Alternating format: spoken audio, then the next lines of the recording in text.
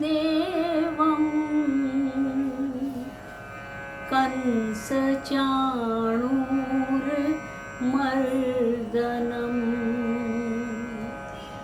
देवकी परमानन्दं कृष्णं वन्दे जगद्गुरुम्। आज हम क्षर अक्षर से पर, परात्पर, परब्रह्म, पुरुषोत्तम भगवान श्री कृष्ण उनके विषय में चर्चा करके अपनी जिह्वा को पवित्र करने जा रहे हैं। प्रथम भगवान श्री कृष्ण एवं तत्पश्चात जन्माष्टमी की सेवा प्रणालिका के विषय में कुछ बातचीत करेंगे। जैसा कि भगवान ने श्रीमद् भगवद गीता में कहा, यदा यदा हि धर्मस्य ग्लानिर्भवति भारत अभ्युत्थानमधर्मस्य तदात्मानं सृजाम्यहम्। भगवान ऐसी ऐसी परिस्थितियों में पधारते ही हैं। ये तो उनके अवतार का सामान्य प्रयोजन है, लेकिन श्री महाप्रभु जी इन सब प्रयोजनों से अलग जाकर एक सुंदर प्रयोजन बताते हैं, और वो है निस्साधन फलात्मायम प्रादुर्भूतोस्ति गोकुले। जो साधनहीन जन हैं, भगवान उनके लिए गोकुल में प्रकट हुए। तो जिनके पास कोई साधन नहीं है, दैन्यमेकम हरितोषणम नहीं साधन संपत्त्या हरिस्तुष्यति करहिचित। तो भगवान जिनके पास, जो भगवान वेद आदि साधनों से लब्ध नहीं हैं, वे केवल दैन्य मात्र से प्राप्य है। अतः भगवान और किसी कारण से नहीं, लेकिन निस्साधन जनों को इसी तरह से उपलब्ध होते हैं। श्री महाप्रभु जी ने ये कारण बताया। जब भगवान मथुरा में प्रकट हुए तो कारावास में प्रकट हुए। उन्होंने अपने पिता वसुदेव जी को प्रेरणा की कि मुझे गोकुल ले जाओ, और उसी समय उन्हें गोकुल ले जाया गया। श्री यमुना जी के मार्ग द्वारा उन्हें गोकुल ले जाया गया। यमुना जी ने मार्ग दिया, शेषनाग ने छत्र किया। इस तरह वे गोकुल पधारे। और गोकुल में जैसा कि भगवान ने बताया था कि वहाँ योग माया का जन्म हो चुका है, तो गोकुल से माया को लेकर वे पुनः मथुरा आए।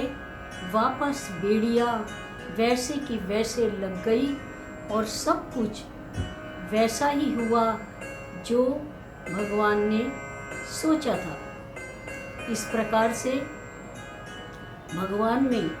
भगवान का मथुरा में प्रागट्य होकर वे गोकुल पधार गए।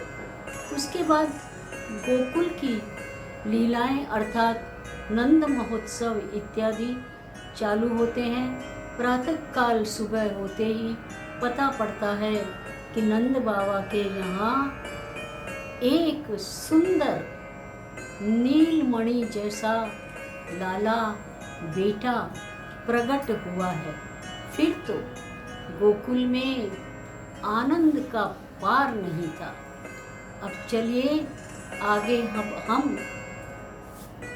किस तरह से जन्माष्टमी की सेवा, जन्माष्टमी का सेवा क्रम आगे बढ़ाना, उसकी बात करते हैं।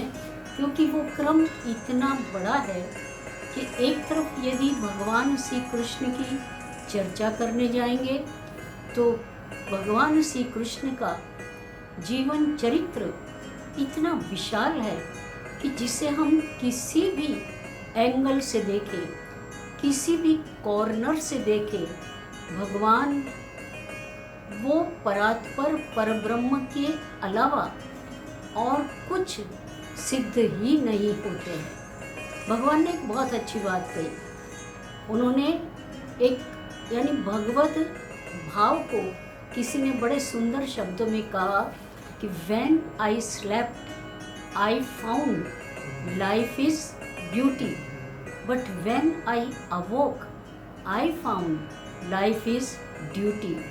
भगवान श्री कृष्ण के चरित्र में ब्यूटी और ड्यूटी दोनों हैं।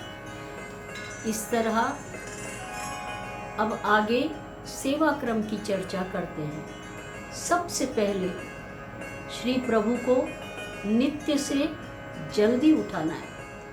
आज जन्मदिन है ना, इसलिए बालक को सोते नहीं रहने देना है, हमें जल्दी उठाना है और उनको नए केसरी वस्त्र धराने हैं। क्योंकि जन्मदिन पे सभी को, जिनका जन्मदिन होता है, उनको नए वस्त्र धराए जाते हैं। इस दिन सभी वस्त्र भगवान को नए आते हैं, यानी कि मुख वस्त्र भी नया आता है और वो भी केसरी किनार वाला, केसर से चारों तरफ से रंगा हुआ। यह केसरी रंग श्री स्वामिनी जी के भाव से आता है। पश्चात मंगल भोग धरे जाते हैं। मंगल भोग में नित्य से विशेष गुलाब का सीरा, माखन मिश्री धरा जाता है। मक्खन भी हमें अमूल का ला करके सीधा बाजार से नहीं धर देना है, और न ही हमें हार्ड मक्खन, कठोर मक्खन धरना है, लेकिन अपने हाथ के श्रम से निकाला हुआ मक्खन भगवान को धरना है। मंगल भोग सराकर कोरा हल्दी का अष्टदल बनाना है। उस पर स्नान के लिए थाल पधराना है तथा पीड़ा पधरा कर उस पर भी अष्टदल करके वस्त्र बिछाकर श्री प्रभु को पधराना है। अब पंचामृत के लिए दूध, दही, घी, बूरा, शहद इनसे स्नान कराकर, पुनः दूध से स्नान कराकर गुलाब मिश्रित जल से, शंख से स्नान कराकर अभ्यंग की तैयारी करनी है। अब यहाँ जो दूध है वो श्री स्वामिनी जी के भाव से आता है, और दही श्वेत श्री चंद्रावली जी के भाव से आता है, घृत श्री यमुना जी के भाव से आता है, बूरा श्रुति रूपाओं के भाव से आता है, तथा जो शहद है वो पुलिंदी जियों के भाव से आता है। अब जो है शंख, यानी अभ्यंग की हमें तैयारी करनी है, और शंख जो है वो दक्षिणावर्ती शंख होना चाहिए। अभ्यंग के समय सर्वप्रथम केसर युक्त चंदन प्रभु को समर्पणा तथा आंवले में किंचित गुलाब का इत्र मिलाकर साधारण शीतलता जो आंवले में होती है वो उड़ जाए, ऐसा हल्का उष्ण करके हल्के उष्ण जल से लोटी से स्नान कराकर गुलाब जल की लोटी को साधारण उष्ण करके स्नान कराना है। अभी इस अभ्यंग और स्नान के क्रम के पश्चात हमें ठाकुर जी के, श्री प्रभु के श्रृंगार अर्थात कि श्रृंगार करने हैं। आज श्वेत कुल्हे श्री प्रभु के श्री मस्तक पर आती है, जोड़ धराई जाती है। श्रृंगार हीरा माणक के भारी करने के, और जिनके यहाँ श्री बालकृष्ण लाल जी का स्वरूप विराजता हो, वे लोग श्रृंगार के बाद ओढ़नी उड़ाकर ऊपर पीतांबर धराए, माला जी गुलाब की बनाकर धरनी, निज मंदिर में, घर के द्वार पर, और जहाँ नंद महोत्सव का स्थल हो वहाँ पर सब जगह तोरण बांध करके और आम्र के, पुष्प के, आसव पालव के, इस प्रकार सब जगह तोरण बांधने के पश्चात तिलक अक्षत श्री प्रभु को करना, और जितने स्वरूप विराजते हो उन सभी को तिलक अक्षत करना। अक्षत के समय खास ध्यान रखने का कि कोई भी अक्षत वो टूटा हुआ नहीं हो। अक्षत यानी क्षत, वो चावल का जो दाना होता है वो क्षत अर्थात टूटा हुआ नहीं होना चाहिए। तिलक करके 2 श्रीफल 2 रुपये श्री ठाकुर जी को भेंट धरने, और आटे में हल्दी मिलाकर और चूर्ण का 4 कोने वाला दिया अर्थात दीपक और मुठिया बनाकर श्री प्रभु की आरती उतारनी। ठाकुर जी को तिलक करके एक दूसरे को परस्पर तिलक अवश्य करने और उत्सव की बधाई देने की, यही तो उत्सव का आनंद है। तत्पश्चात राजभोग धरना। राजभोग में पंजीरी तथा तिलगुड़ी, पंजीरी अर्थात सूंठ, धना, जीरा, अजवाइन, सौंफ, काली मिर्च, यह 5 जीरी जिसमें हो अर्थात यह पंजाजीरी, इसको हम पंजीरी कहते हैं। और यह पंजीरी आयुर्विज्ञान की दृष्टि से भी इसको इस ऋतु में, ऋतु चक्र के अंदर सपोर्ट प्राप्त होता है। पंजीरी के कंटेंट्स में, यह कंटेंट्स ही इसके ऐसे हैं कि जिसमें यशोदा जी के भाव से और बालक के लिए भी यह लाभदायक होती है। इसके अलावा जो तिलगुड़ी है, तिलगुड़ी अर्थात दूध में तिल गुड़ मिलाकर और आयुर्वृद्धि के भाव से आती है। आयुर्वृद्धि के लिए यह तिलगुड़ी धरी जाती है। राजभोग होने के बाद मंगल वाद्य बजाए जाते हैं। प्रभु का प्राकट्य हो तब तक घर के वयस्क लोग जागरण करते हैं। बच्चे भले सो सकते हैं, लेकिन बड़े तो जागरण ही करते हैं और भगवत स्मरण करते रहते हैं। जन्म के समय और पंचामृत से पूर्व दशम स्कंद तृतीय अध्याय के 8.5 श्लोक 3 बार बोलने। शालिग्राम जी को पंचामृत करा के प्रभु को महाभोग दर के पलना की तैयारी करनी। यह महाभोग देवताओं के भाव से धरा जाता है। महाभोग धर के छठी पूजन, छठी का पूजन करके भोग सरा के पलना की तैयारी करनी। ठाकुर जी के पलना को केवड़ा अथवा चंपा के पुष्प से सजाया जाता है।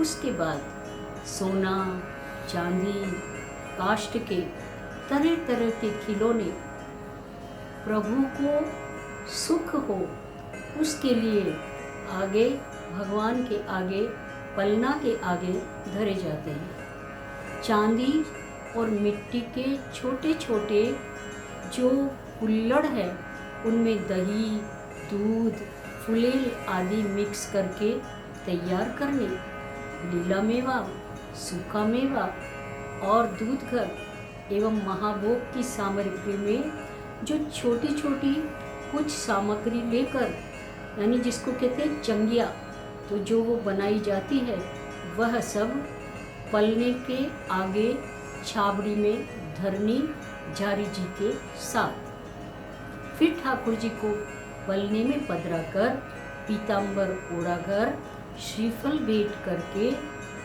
और पलना झूलाना। अब जन्माष्टमी एवं नंद महोत्सव के निमित्त गोदान तथा प्रभु के सुखार्थ जो छाब तैयार की है, उसका संकल्प लेके दान देना।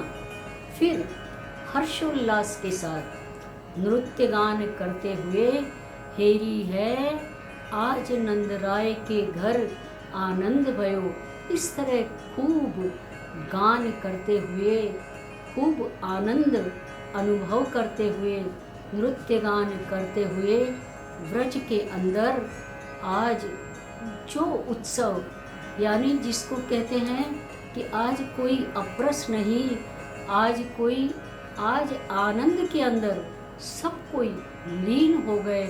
आज ऐसा आनंद हुआ, क्योंकि आनंद का मतलब ही है कि जिसमें सब कुछ लीन हो जाए, वही आनंद कहा जाता है। तो बस इसी तरह अब जो जन्माष्टमी शीघ्र ही हमें प्राप्त हो रही है, हम आनंद मनाएं और नंद महोत्सव का आनंद जो है खूब अनुभव करें और इस आनंद में सब कुछ भूल जाएं और इस तरह से आनंदानुभूति को प्राप्त करते हुए हम इसी पृथ्वी के ऊपर व्रज, इसी पृथ्वी पर गोकुल और इसी पृथ्वी के ऊपर सब कुछ अनुभव करते हुए और आनंद महसूस करें। वैसे तो जन्माष्टमी का जो सेवा क्रम है वो बहुत विस्तृत है। आप और हम तथा प्रभु के लिए कितना भी क्रम करें वो कम है, हम कितनी भी सेवा करें वो कम है। फिर भी अपने गुरुद्वार की आज्ञा तथा यथाशक्ति और यथा सौकर्य जितना प्रभु हमसे कराए उतना करें